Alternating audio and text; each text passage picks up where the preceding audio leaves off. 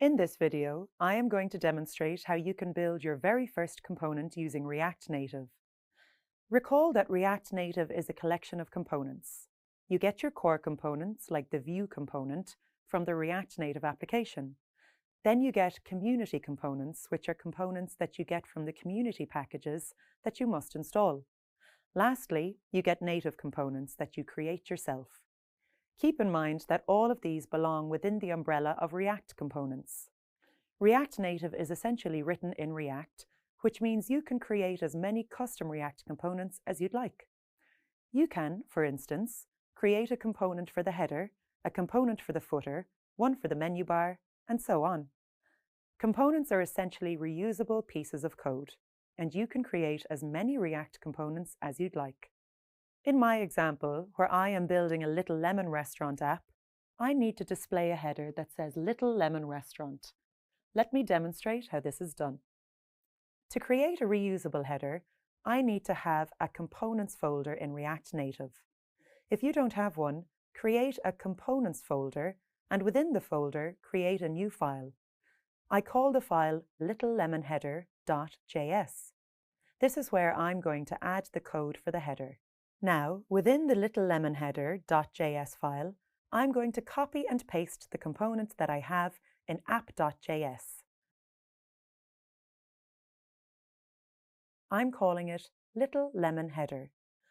Notice that all React components have to be capitalized and need to begin with a capital letter. Within the Little Lemon Header component, I am going to add text for our header, namely Little Lemon Restaurant. The text component will be rendered within the parent Vue component. That will be the header text that is displayed on the mobile screen. My header component is now ready. It's a reusable piece of code, and all it does is display the header text, which in this case is Little Lemon Restaurant. Now, anytime I need this header within this application, regardless of whichever screen it's on, I simply use the same header component. Isn't that neat? Now, let me go back to my app.js file and utilize this component. Firstly, I need to import the component that I just created. I am going to use the import keyword to import our Little Lemon Header component from the components folder. Your IDE, like VS Code, should be smart enough to find the component. So, it found it in component/Little Lemon Header. Now, within the app component, which is basically the root of my application, I'm going to render the Little Lemon Header component. So, within the Vue component, I can call the Little Lemon Header component, and that's it. My app is now ready. It is basically utilizing the Little Lemon Header, which is the reusable header component. How does this header now display on the emulator? Notice that the text is on the very top because I haven't styled it. To display this better, I am adding a style property to the Vue component, as well as the Flex1 property. I am then adding a justified content of flex start, and I am also including a padding of 45 pixels. When you now go back to the emulator, the header is visible.